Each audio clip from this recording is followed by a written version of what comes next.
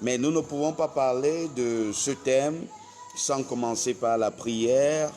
Nous allons commencer par la prière. Père, nous te bénissons et te rendons grâce pour ce moment. Nous prions, Seigneur, que ton esprit soit avec nous, qu'il nous conduise dans toute la vérité, afin qu'après ce moment, Seigneur, nous soyons puissamment fortifiés et que nous puissions grandir dans notre marche et dans notre foi. Père, merci parce que tu disposes de toutes choses, tu disposes de nos cœurs, tu disposes de tout afin que, Seigneur, cet enseignement puisse être, Père éternel, bénéfique pour chacun d'entre nous. Reçois l'honneur, la majesté, la gloire pour tout ce que tu fais. C'est dans le précieux nom de Jésus que nous avons ainsi prié. Amen. Donc, comme je le disais, nous parlons d'un thème suffisamment important, très important, c'est comment sortir définitivement des œuvres de la chair. Comment sortir définitivement des œuvres de la chair. C'est un enseignement important et capital, comme je le disais, qui certainement va faire du bien à plusieurs d'entre nous, qui probablement vont trouver enfin l'astuce pour pouvoir sortir des griffes de la chair qui nous empêchent de nous épanouir pleinement dans la présence et la marche de Dieu. Mais avant de commencer cela, cet enseignement, je voudrais vraiment m'incliner devant la mémoire des hommes de Dieu tombés tout au long de la semaine qui vient de s'écouler, de ce mois. C'est quelque chose de pénible, c'est quelque chose de terrible parce que lorsque des hommes de Dieu meurent en cascade, on est en droit de se poser des questions et de se poser la question qu'est-ce qui ne va pas. Nous prions simplement que Dieu fasse grâce, qu'il fasse miséricorde et que cette période sombre et noire s'arrête au milieu des hommes de Dieu. Que la main de Dieu soit sur chacun d'entre nous, tous autant qu'ils sont, partout où ils sont, ceux qui sont dans le pays et ceux qui sont hors du pays. Que la grâce de Dieu repose sur les hommes de Dieu au Cameroun et qu'elle les préserve de toute emprise du malin. Alors, comme je le disais, je m'incline devant la mémoire de tous ces hommes de Dieu qui sont partis et nous prions et nous savons qu'ils sont à la gloire avec le Père en ce moment, dans le repos éternel, et nous prions pour les différentes communautés qu'ils reçoivent nos condoléances et que le Seigneur puisse véritablement consoler ces communautés-là, sans oublier les familles qui ont durement été éprouvées. Donc, c'était ça comme ça, il fallait que je ne pouvais pas commencer sans parler de ça et de prier véritablement pour notre pays et pour les hommes de Dieu dans notre pays. Alors, comme je le disais tout à l'heure, nous allons commencer cet enseignement particulier sur comment sortir définitivement.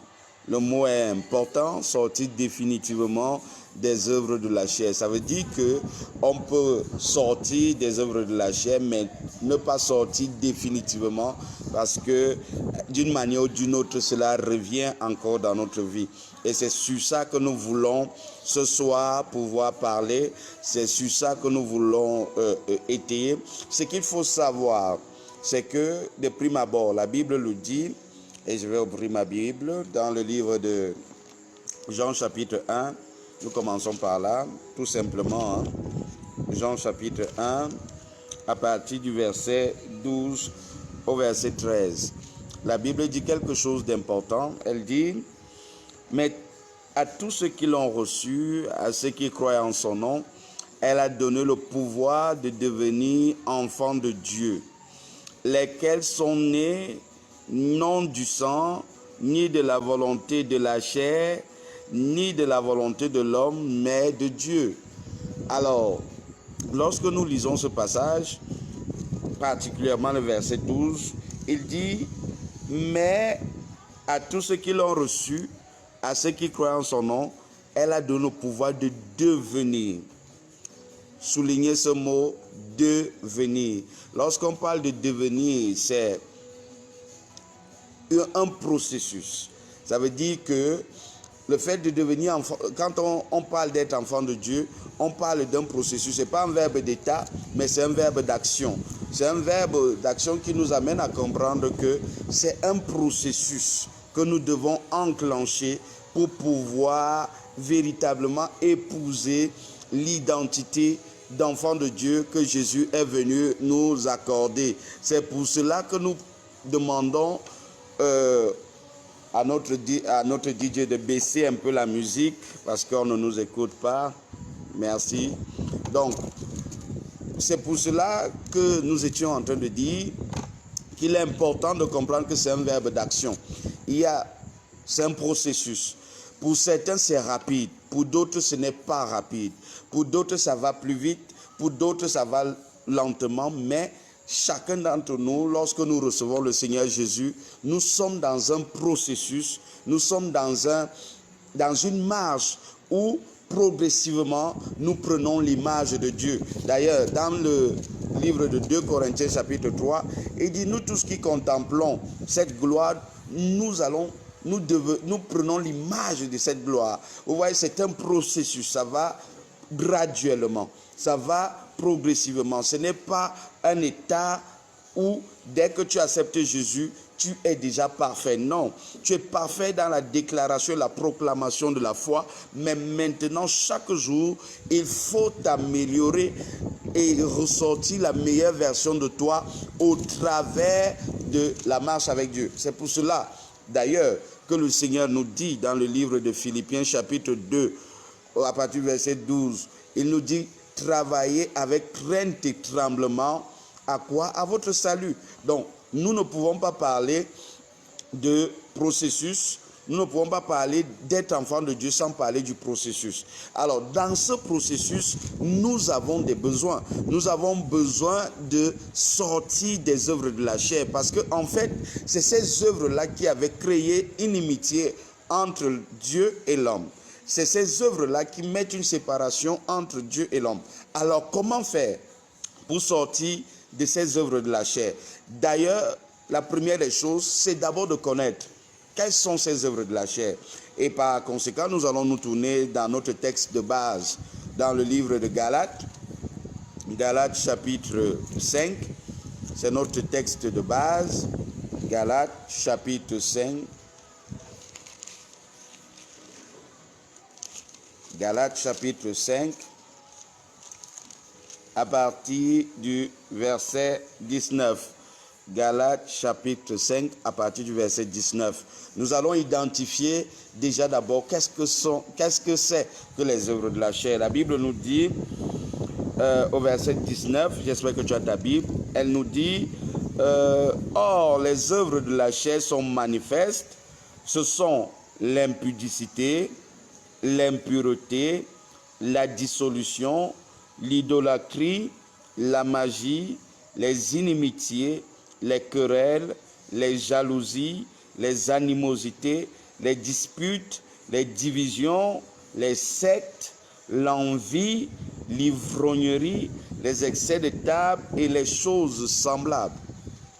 Vous voyez, l'idolâtrie, la magie, on a commencé, ce sont l'impudicité, l'impureté, la dissolution, l'idolâtrie, la magie, les inimitiés, les querelles, les jalousies, les animosités, les disputes, les divisions, les sectes, l'envie, l'ivrognerie, les excès de table et les choses semblables.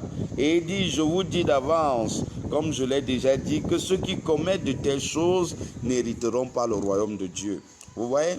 Donc, ces choses que nous avons citées, il dit, ces choses-là, si elles sont dans ta vie, tu ne pourras pas hériter le royaume de Dieu.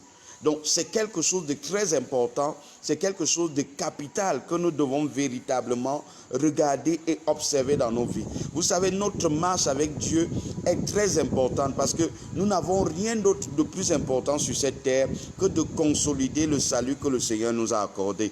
Donc, par conséquent, si quelque chose est dangereux, est nocif pour ce salut, nous devons tout faire pour sortir de la chose. Bien aimé, c'est très important de comprendre. Beaucoup de gens aujourd'hui vivent avec ces œuvres de la chair et ne veulent plus s'en débarrasser. Et cela est dangereux. C'est très dangereux parce que les œuvres de la chair nuisent notre communion avec Dieu.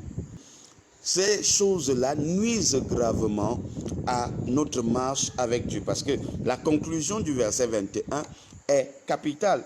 Il dit, comme je l'ai déjà dit, ça veut dire que ce n'est pas la première fois que l'apôtre Paul parlait de cela. Il dit, comme je l'ai déjà dit, que ceux qui commettent de telles choses n'hériteront point le royaume de Dieu. Donc, cela peut t'empêcher d'hériter le royaume de Dieu. Par conséquent, tu dois tout faire pour sortir de ces choses-là.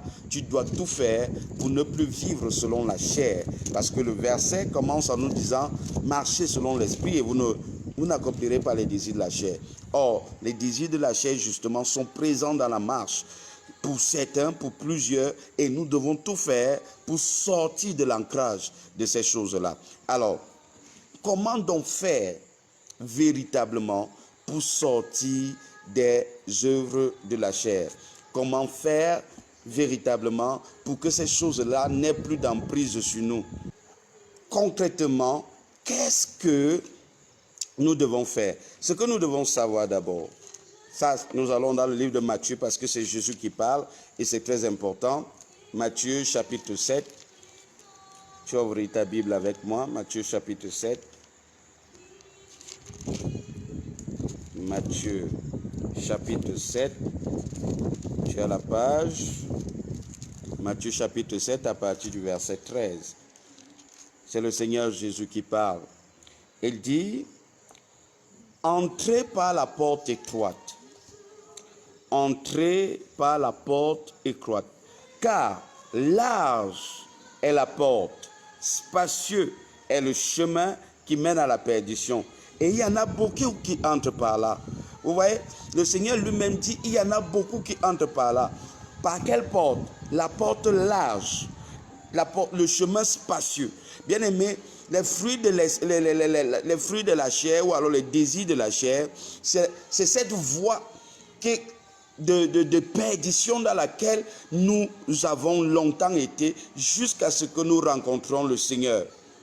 Donc, quand nous venons à Dieu, nous devons faire ce que le Seigneur dit.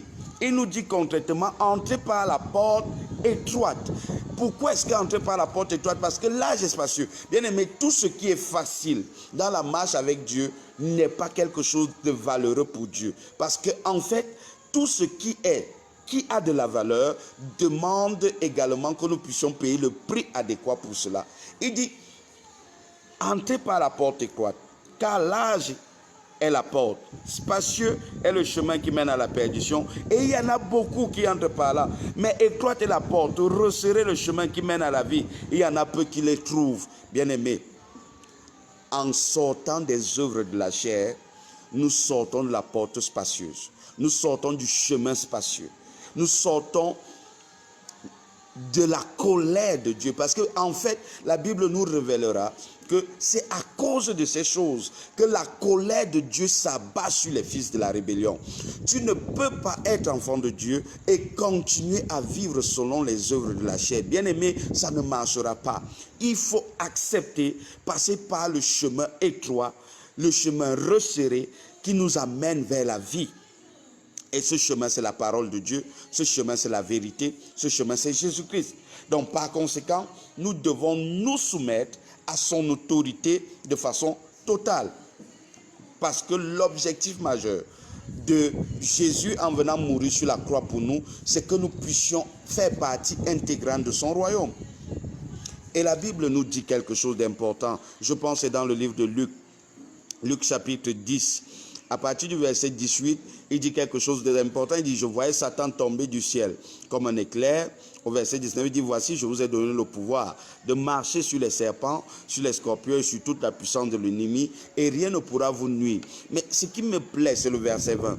Il dit, mais ne vous réjouissez pas que les esprits vous soient soumis. Aujourd'hui, à l'église, malheureusement, les gens se réjouissent des dons, les gens se réjouissent d'avoir de la puissance, les gens se réjouissent d'avoir de l'argent, les gens se réjouissent d'avoir des possessions et autres, mais ils ne comprennent pas que l'essentiel de la vie chrétienne, ce ne sont pas les possessions. L'essentiel de la vie chrétienne, ce n'est pas la puissance, malheureusement non. Jésus lui-même qui le dit, il dit, ne vous réjouissez pas que les esprits vous soient soumis, mais réjouissez-vous plutôt que vos noms soient inscrits dans le livre de vie.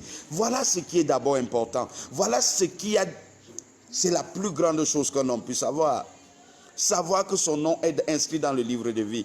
Bien-aimés, et ces fruits de la chair dont nous venons de parler nous empêchent justement de pouvoir avoir nos noms inscrits dans le livre de vie. Pourquoi? Parce que l'apôtre Paul met une emphase dessus et dit que quiconque pratique cela n'héritera pas le royaume des cieux. Bien-aimés, vous voyez la gravité peuvent avoir dans notre vie. Et la Bible continue, c'est Jésus qui le dit dans le livre de Marc chapitre 8 au verset 36. Il dit: que servirait-il à un homme de gagner le monde entier s'il perdait son âme? Le tout n'est pas de gagner le monde entier, le tout n'est pas d'être puissant, le tout n'est pas d'avoir des possessions, le tout n'est pas d'avoir de l'argent. Mais qu'est-ce que cela te servira si tu venais à perdre ton âme? Donc voilà ce qui est important. Donc, lorsque nous parlons de ce thème, nous parlons même de ton salut, de ce qui est important pour ton salut. Parce qu'il est important de comprendre que les fruits de la chair nuisent grandement à notre marche avec Dieu. Depuis, je voudrais me planter le décor pour que vous compreniez l'importance de cet enseignement, parce que plusieurs s'amusent à l'église et oublient ce facteur. Plusieurs sont à l'église mais s'accommodent aux œuvres de la chair. Non, nous devons tout faire pour sortir des œuvres de la chair, parce que en fait ces œuvres-là détruisent nos vies, ces œuvres-là détruisent notre avenir, ces œuvres-là détruisent même notre éternité. Bien-aimés, ça ne sert à rien de se complaire dans le péché.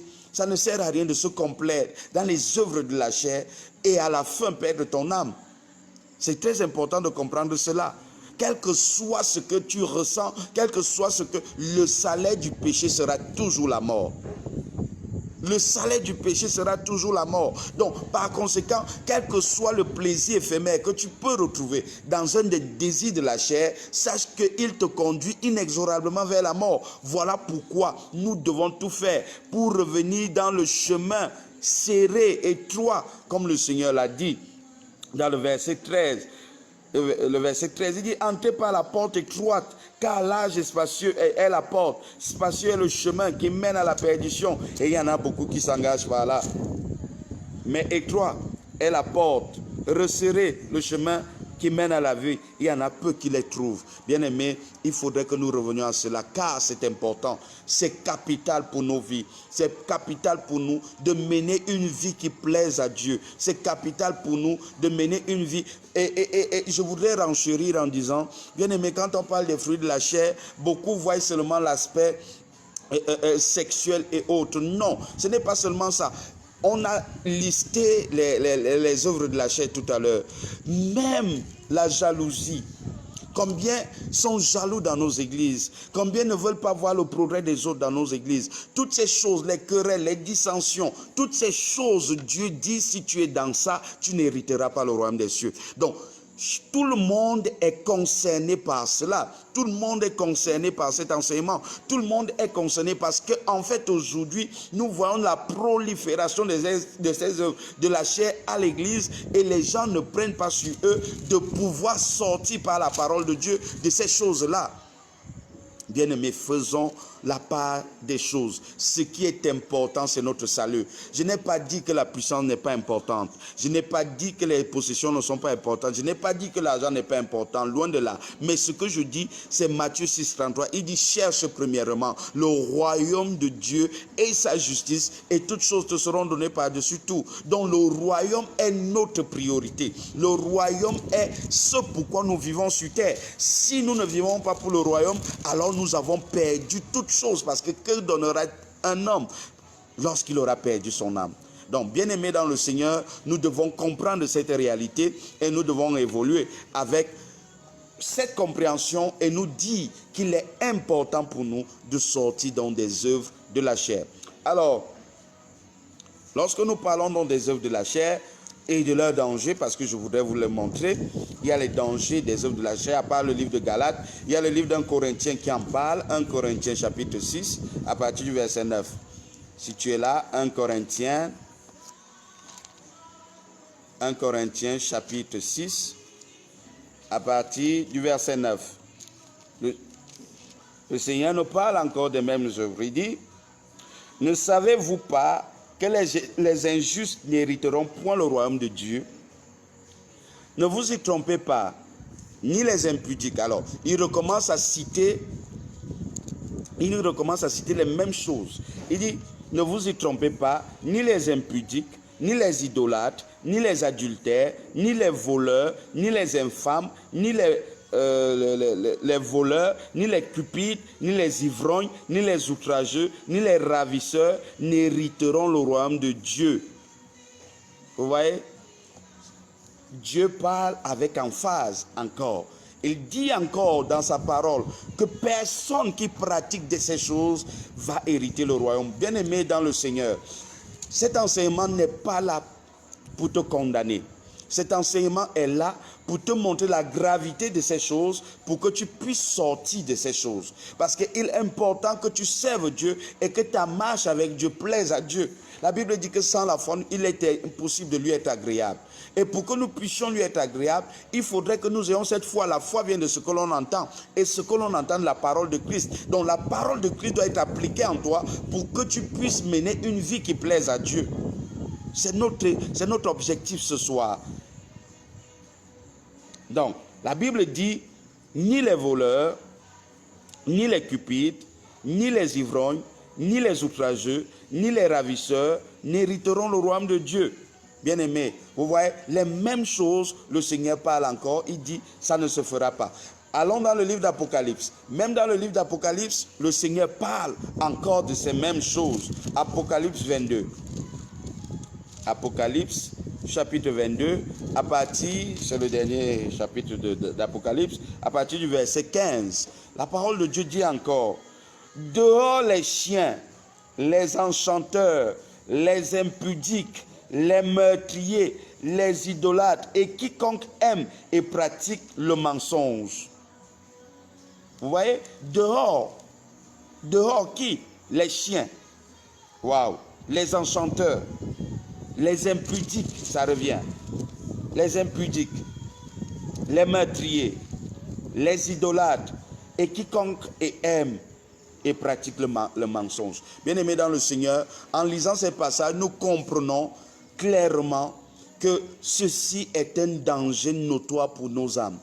Ceci est un danger grave pour notre marche avec Dieu. Donc nous devons sortir des œuvres de la chair. Nous devons sortir de ces œuvres qui amènent la colère de Dieu dans nos vies. Alors, comment est-ce que nous pouvons faire pour sortir des œuvres de la chair? Comment est-ce que nous pouvons faire? Que faut-il faire concrètement? Ok. Ce que je vais commencer à dire va vous surprendre. Comment faire concrètement pour sortir des œuvres de la chair? La première des choses que tu dois comprendre, c'est que tes bonnes actions ou tes bonnes intentions ne suffisent pas pour que tu sortes des œuvres de la chair. Tes bonnes intentions ne suffisent pas. Ça ne suffit pas. Je vais te le montrer dans le livre de Romains. Romains chapitre 7. Romains chapitre 7, verset 14. La Bible dit, Romains chapitre 7, le verset 19, le verset 19, il dit, j'espère que tu es là, tu as ta Bible, le Seigneur dit, car je ne fais pas le bien que je veux et je fais le mal que je ne veux pas. Vous voyez, c'est l'apôtre Paul qui parle. Il dit, car je ne fais pas le bien que je veux, je fais plutôt le mal que je ne veux pas. Car je n'arrive pas à marcher selon l'esprit, mais je marche plutôt selon les œuvres de la chair que je ne veux pas. Plusieurs parmi nous ont fait des jeûnes, ont prié, se sont dit, je sors des œuvres de la chair, mais malheureusement, après quelque temps, ils sont retombés dans ces œuvres de la chair. Ils ont recommencé à vivre les mêmes choses. Oui, parce que les bonnes intentions seules ne suffisent pas. C'est pour cela que ce soir, nous voulons vous montrer un chemin par la parole de Dieu qui va vous amener définitivement à sortir de ça. Définitivement à sortir de cet étau. Bien aimé, plusieurs personnes, malheureusement, se sont même découragées. Parce que elles ont essayé une fois, elles ont essayé deux fois, elles ont essayé trois fois, et puis elles se sont dit, cette chose ne part pas. Non, elle va partir. Mais il faut avoir la méthode. Il faut savoir comment faire. Tes bonnes intentions ne suffisent pas. Il y a des gens aujourd'hui qui disent non, je ne vais plus voler. Je ne vais plus mentir. Je ne vais plus forniquer.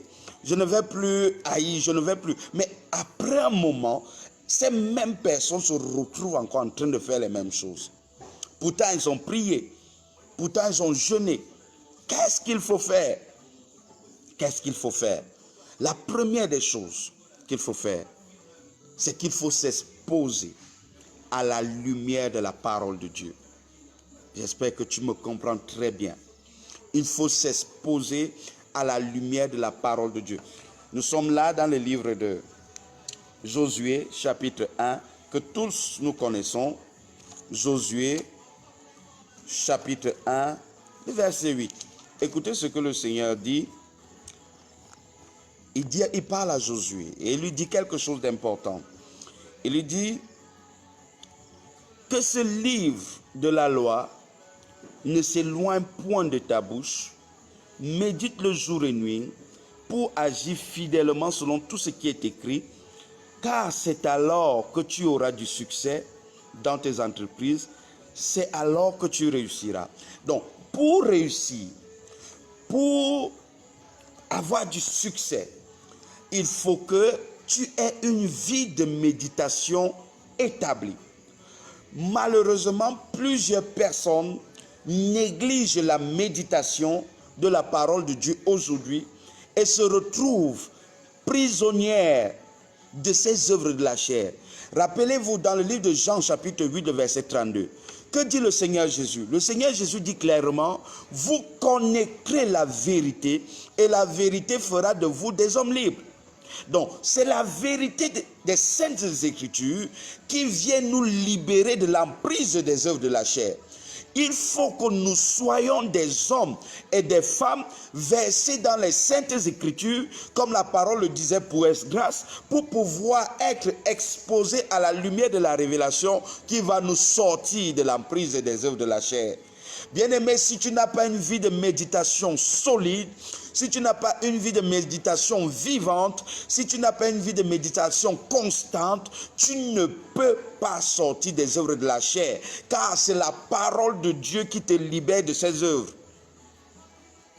C'est la parole de Dieu qui te libère de ses œuvres. Beaucoup de gens aujourd'hui, malheureusement, mettent la parole de Dieu au rebut. Ils mettent la parole de Dieu de côté. Or, même Dieu lui-même au commencement, même Dieu lui-même a mis la parole de Dieu au commencement. Au commencement était la parole de Dieu. Bien-aimé, tu ne peux pas sortir des œuvres de la chair si tu n'es pas de ceux qui méditent les Écritures jour et nuit. La Bible le dit. Tu n'auras pas de succès dans cette entreprise. Tu ne pourras pas sortir pleinement de cet étau si tu n'es pas versé dans les Saintes Écritures. Il dit que ce livre de la loi ne s'éloigne point de ta bouche. Médite le jour et nuit pour réussir. Pour réussir quoi? Toutes tes entreprises. Pour réussir tout ce que tu entreprends. Si tu entreprends de sortir des œuvres de la chair, il faut que tu t'exposes à la lumière des Écritures. Tu ne pourras jamais bénéficier de cette lumière si tu ne médites pas la parole de Dieu. La Bible dit dans le livre de Psaume 119, au verset 18, le psalmiste dit, ouvre mes yeux afin que je contemple les merveilles de ta loi. Ouvre mes yeux. Lorsque tu médites la parole de Dieu, le Seigneur ouvre tes yeux, ouvre ton entendement pour que tu comprennes exactement comment faire pour sortir de ces choses. Donc nous avons besoin de la parole de Dieu. Ce n'est pas d'abord de la prière. Je sais que tu t'attendais à ce que tu dises qu'il faut jeûner, il faut prier. Non, il faut d'abord comprendre la parole. Il faut d'abord s'asseoir dans les Écritures pour que cette chose, parce que je vais te démontrer le processus de ce qui va se passer lorsque tu commences à recevoir la parole, lorsque tu commences à recevoir la lumière, tu vas te rendre compte qu'il y a beaucoup de choses qui vont commencer à changer. Bien-aimé, c'est important de comprendre ça.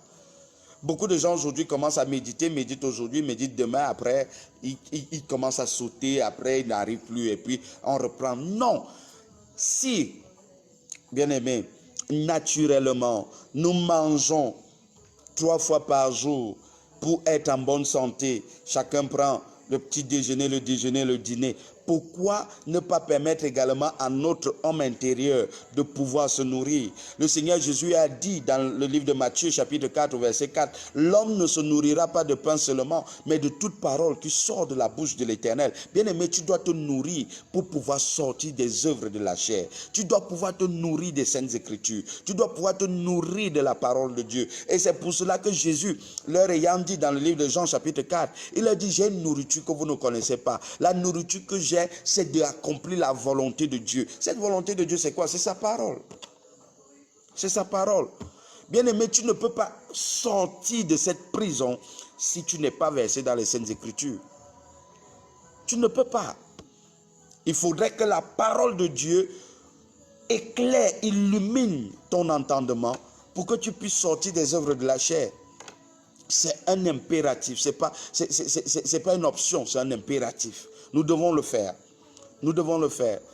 Et le psalmiste continue à dire, en disant dans le psaume 119 au verset 130, il dit, la révélation de tes paroles éclaire et donne l'intelligence aux simples. Tu vois, avec la révélation de la parole, ton intelligence est aiguisée. Et quand ton intelligence est aiguisée, tu sais ce qui est bon, tu connais ce qui est agréable, tu connais ce qui est parfait. Comme le dit le livre de Romains, chapitre 2, verset 2.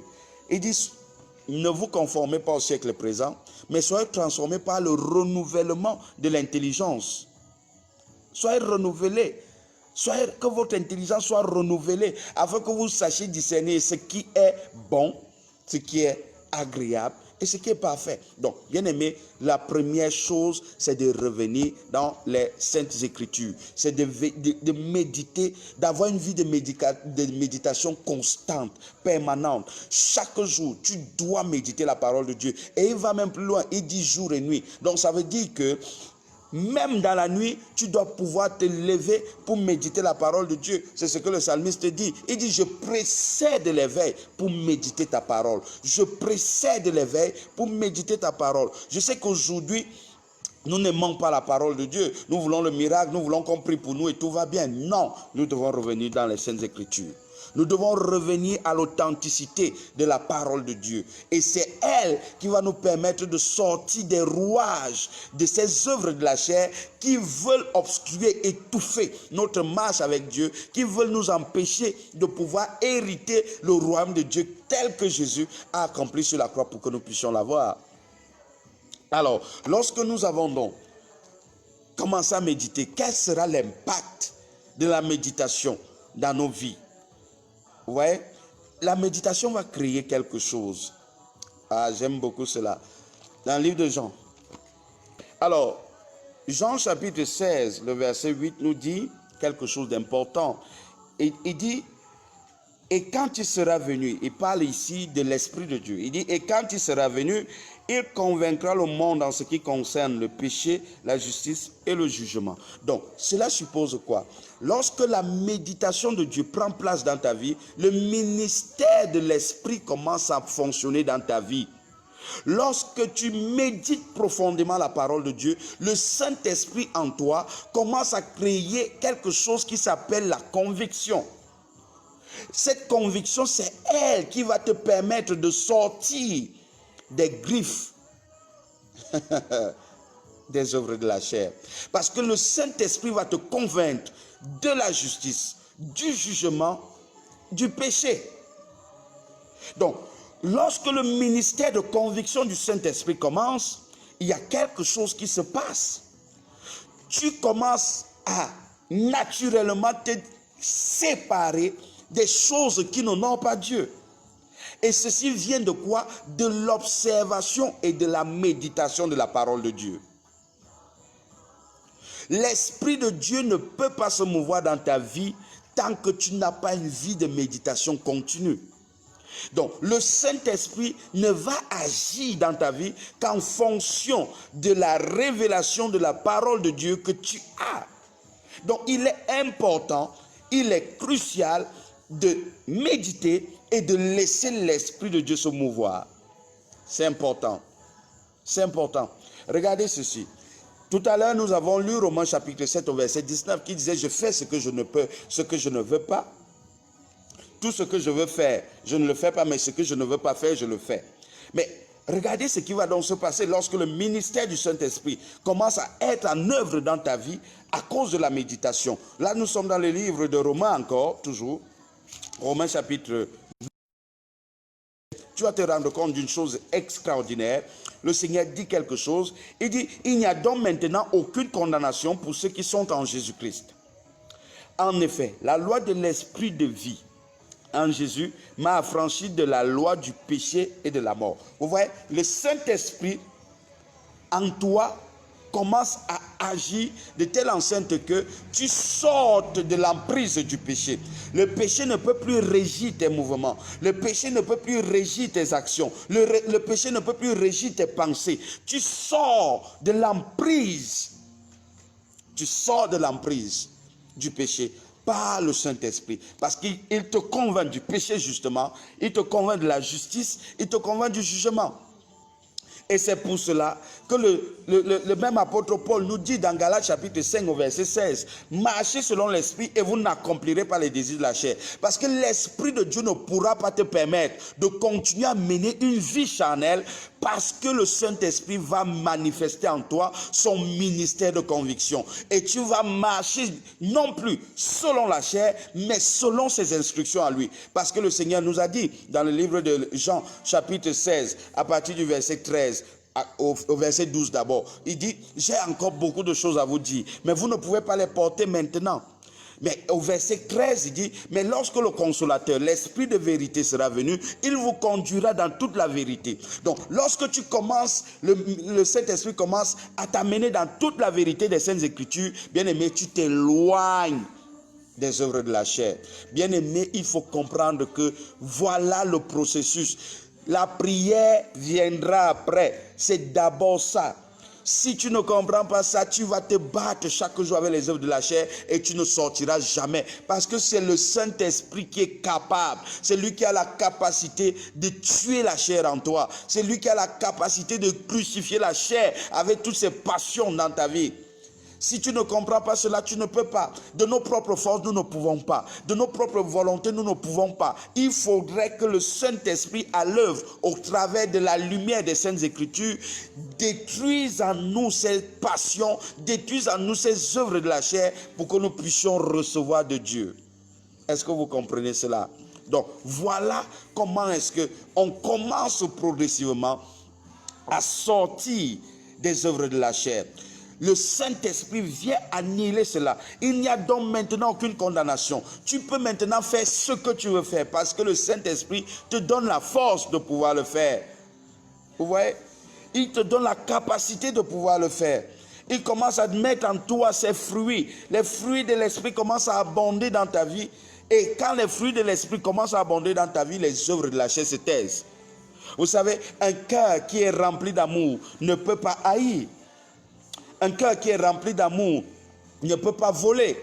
Un cœur qui est rempli d'amour ne peut pas commettre les fruits, les désirs de la chair. Non. Oh, c'est l'œuvre du Saint-Esprit.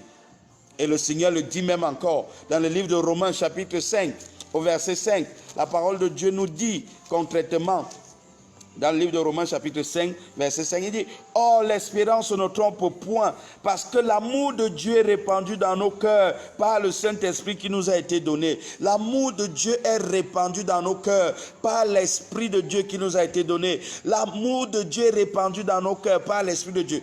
Comment l'Esprit de Dieu va pouvoir le faire si tu ne médites pas? Il faut méditer. Cela déclenche le processus du Saint-Esprit en toi pour qu'il répande l'amour. Et lorsque l'amour t'envahit, tu sors des œuvres de la chair. Je parle du véritable amour. Je ne parle pas de l'amour qui vise ses intérêts, l'amour qui cherche son profit. Non, je parle de l'amour de Dieu. Un amour désintéressé. Un amour tel que le Fils de Dieu lui-même l'a dépeint. C'est cet amour dont je parle. C'est au travers de cet amour et au travers de cet amour seul que tu pourras sortir des œuvres de la chair. Lorsque tu n'as pas cet amour, lorsque le Saint-Esprit ne travaille pas dans ton cœur, lorsque la méditation n'est pas établie, tu auras beau prier, tu auras beau jeûner, ces choses ne partiront jamais de toi. Car de toi-même, tu ne peux pas changer ton cœur. C'est Dieu seul qui change le cœur. C'est Dieu seul qui transforme le cœur. C'est Dieu seul qui amène un cœur de pierre à devenir un cœur de chair. C'est ce que nous devons comprendre. Donc nous devons revenir à l'autorité des Saintes Écritures. Nous devons revenir à ce processus. C'est d'abord la parole de Dieu qui va permettre au Saint-Esprit de se mouvoir. Et lorsque le Saint-Esprit commence à se mouvoir dans ta vie, bien-aimé, tu sors progressivement de ces œuvres de la chair. Tu sors progressivement de ces choses qui veulent détruire, qui veulent nuire ta marche avec Dieu. Tu commences à poser des actions totalement contraires à ceux de la chair. Tu commences à marcher d'une façon digne de Dieu.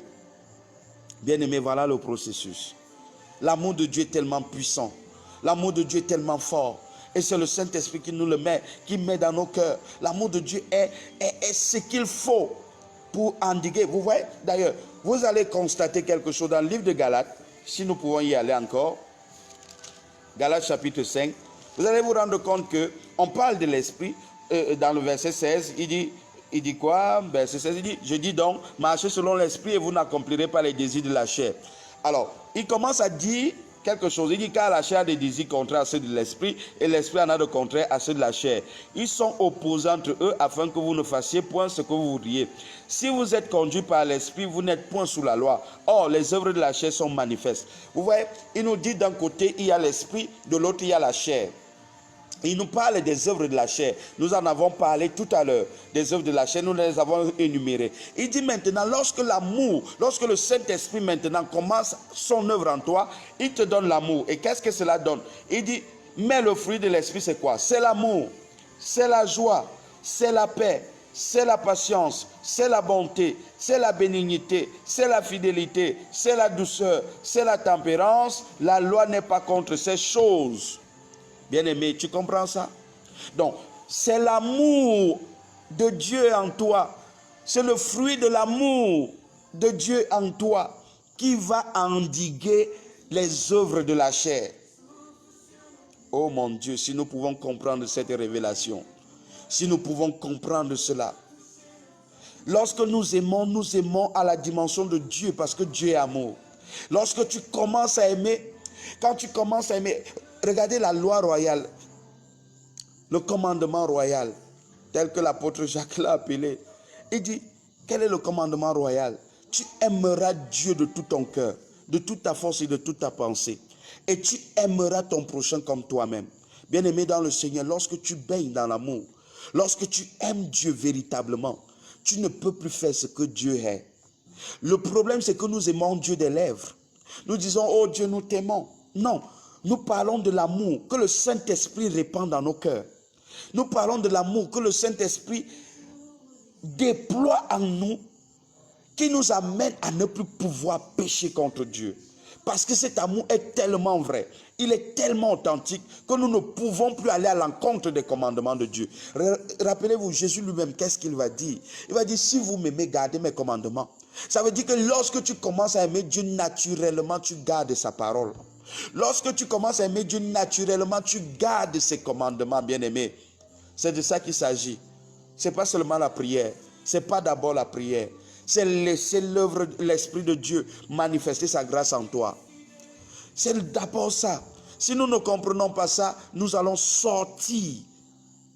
Nous allons sortir de la voie et de la destinée que Dieu nous a donnée. Parce que je te dis encore, les œuvres de la chair, si tu ne les éradiques pas de ta vie, finiront par tuer ta vie, tuer ta destinée et tuer ton éternité.